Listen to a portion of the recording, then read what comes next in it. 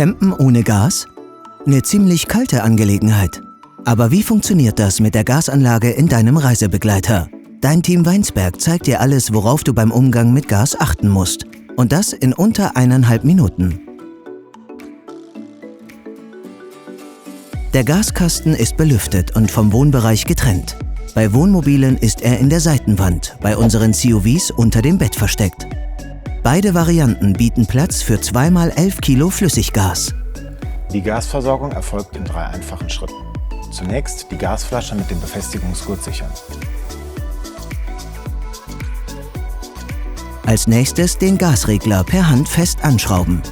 Vorsicht, Linksgewinde und das Gasflaschenabsperrventil gegen den Uhrzeigersinn aufdrehen.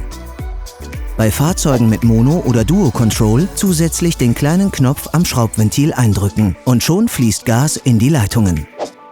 Damit die Endgeräte etwas davon abbekommen, müssen am Verteilerblock die jeweiligen Ventilhebel in senkrechte Stellung gedreht werden. Am Ende aber immer daran denken, die Ventile wieder zu schließen. Aussickerndes Gas ist im wahrsten Sinne brandgefährlich. Apropos Schließen. Die Gasflasche muss vor der Fahrt zur Sicherheit immer zugedreht werden. Bei Verkehrskontrollen wird darauf besonders geachtet. Nur bei Gasanlagen mit Mono- oder Duo-Control dürfen Kühlschrank und Heizung während der Fahrt betrieben werden, da der verbaute Crash-Sensor im Notfall die Gasflasche automatisch abdichtet. Jetzt kannst du richtig Gas geben.